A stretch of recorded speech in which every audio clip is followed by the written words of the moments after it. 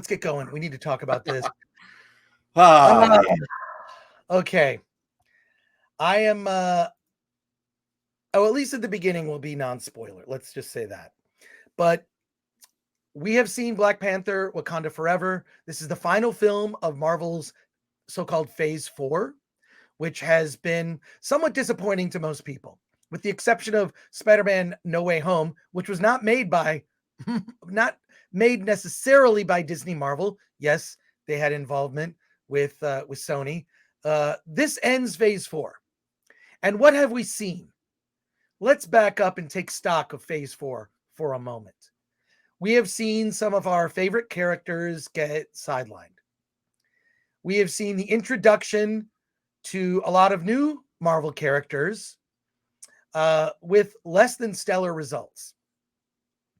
And the original Black Panther, though many would argue it was overpraised, and I actually agree with that. I think it was far overpraised as a film. I don't know that it necessarily should have been nominated for Best Picture, but it was a remarkable achievement, mainly due to a couple of things. One, Chadwick Boseman's performance as T'Challa / the Black Panther. Amazing. He brought a gravitas, a believability, a humanity. He was regal, and he filled that role. He defined that role. Additionally, the world building, this Afrofuturism of Wakanda, the world. And in the original Black Panther movie, Wakanda is not like a science fiction type of vision that we've ever necessarily seen. It was incredibly original. So here we are now with Black Panther, Wakanda Forever being made after the tragic passing of Chadwick Boseman. Now, how do the filmmakers choose to handle the death of Chadwick Boseman? And just to be clear, many actors have either through reasons of creative differences or death, actors have been recast. Thunderbolt Ross will now be played by Harrison Ford. Okay. We've got Terrence Howard, who was originally Rhodey in Iron Man, was replaced by Don Cheadle over some behind-the-scenes differences. The characters endure in spite of behind-the-scenes, so-called whatever happened, shenanigans, whatever you want to call it, and or, the passing of an actor. Now, I would argue that the decision to kill the character of Black Panther in Wakanda Forever will go down as one of the worst decisions that Marvel has ever made. Ever. Look, many actors have played Batman. Many actors have played James Bond. Okay? Many actors have played Superman. And Chadwick Boseman is not T'Challa. Chadwick Boseman is not Black Panther. Chadwick Boseman is an actor who played a character that he defined. And what is really distressing to me is thinking about children who are a fan of this character to walk into the movie theater, and in the opening scene of the movie, and Alan, please add to this. We were sitting, in the same row while we were watching the movie. The opening of this movie is the death of the character, not in an act of heroism, not in trying to save Wakanda or trying to save someone or doing something amazing that Black Panther would have done. We're simply told in a line of dialogue that he's suffering from some mystery illness. This is all in dialogue. You see Shuri taking molecules on some weird contraption it looks like molecules. It's like a molecular 3D printer, basically. A molecular 3D printer or whatever. She's playing with it. And we're told that the king, T'Challa, is dead. Why would you do this? Why would you kill off one of the most popular male characters in the Marvel Cinematic Universe? And arguably, I would say that Black Panther was actually better in Civil War than his own movie, where he was kind of sidelined by there were a lot of side characters, and those side characters really interesting, added a lot to the world building of Wakanda.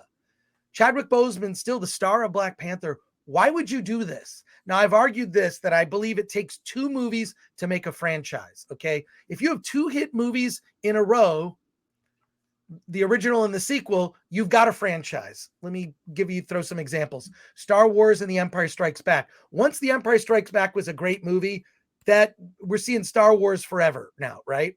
And when you look at if The Empire Strikes Back was not a good film, was not widely accepted by audiences, we wouldn't be talking about a Star Wars franchise.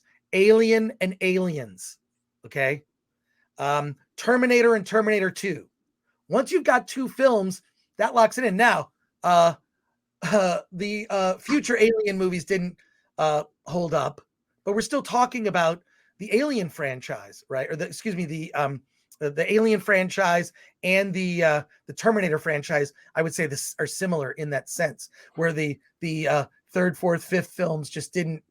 You keep going, they were not able to capture the magic of the first 2. But you've got 2 solid movies. You've got a franchise. This decision is incredibly short-sighted. I think it's going to cost them money. I think that they have inadvertently killed the franchise. You could have recast. Like, there's no shortage of great black male actors in Hollywood. There's a ton of them, that could have stepped into the role. They would not have been Chadwick Boseman. There would have been sort of you got to get used to it. It's a different take. It's fine. But tell a Black Panther story. This idea to focus on all the for the most part, female characters in the movie, they're not strong enough. Letitia Wright, with all due respect, she's a great side character as Shuri for 10, 15 minutes in a movie. She's likable, right? Can't carry a film. She's not at the point where she could carry a Marvel movie. As good as she is as Shuri, her as an actress, she's just not there maturity wise, and it suffers. And let me just say this: my problem with Wakanda Forever is that this movie was made, the story was told because Chadwick Boseman died, not T'Challa, not the character of Black Panther, but the actor. And this whole movie is about the actor. And I think one of the biggest problems I have is, he passed away 2 years ago. And as the movie is talking about his death, you don't really see him. And because there's a 2-year gap in my mind, it's hard to really connect what's going on in the story with the actor. And the actor just seems to be only showing up. Here's the spoiler. The actor shows up in basically flashback clips. And, and so I'm not getting the connection with Chadwick that I think the filmmakers wanted us to make that connection with. And so this film is, again, the only reason this film exists is because Chadwick Boseman died. And that's the story that's being told. It's because they have to address the fact that the main actor died. And I'll say this about box office. It's not going to perform the way Disney wants it to perform. And I'll tell you the biggest reason why. I'm glad I saw it, and I have no compelling reason to go see it again. This movie has no replay value. You're going to watch it. You're going to feel sad, but that's not motivation enough to say, hey, I need to see this again. I saw Black Panther, the original, 4 times in the theaters because of the feelings it left me with, the feelings of pride and the superhero saving the world type ending.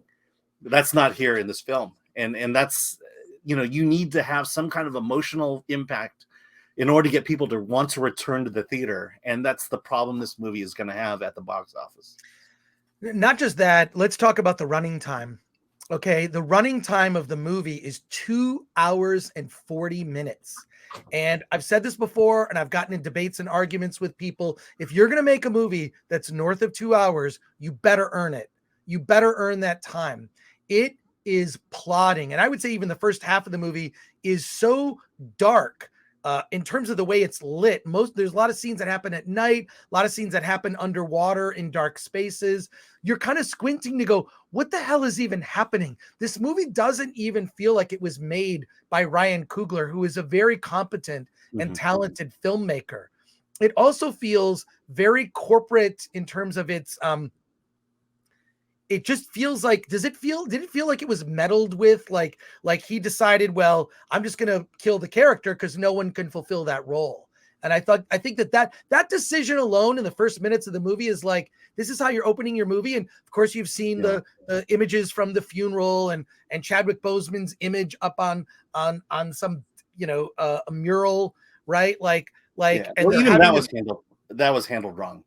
Yes. I mean, okay, so we're talking about the first 10 minutes of the movie. So I feel okay to spoil it, but there is the funeral. And I'm pretty sure it's a cultural thing, but as the processional goes down the street, everyone along the side of the road, they're celebrating. I mean, this is a full-on party. This is a happy, momentous occasion. And it just seemed wrong. It just seemed off when your main hero, your king, is dead. We'll call it culture, but from my perspective, not knowing the culture, it just felt off, to have everyone celebrating like that. And then when the Marvel thing shows up and it's all Chadwick, it's dead silent, and I'm like, this is just I'm being thrown off emotionally here, and I can't reconcile what I'm supposed to be feeling with what I'm seeing on the screen. And I just felt like that first 10 minutes was just handled so badly. It's handled badly. It was you could hear a pin drop in the theater, and I don't mean because people were tense. They were kind of confused as to, why are you doing this? Or how am I supposed to feel? What are you trying to make me feel at this moment? And the thing is this, because it's horrifying to think the decision to kill off the character. Okay, they made that decision, but they made that happen off screen. You don't see a final moment, even if it's wordless, even if it's T'Challa in some infirmary, like sitting there, and he's like on his deathbed, and he just has a look. He just gives a final look to Shuri or one of the other characters. It would have been emotional. I think the point there was that Shuri was so obsessed with saving his life that he missed his death.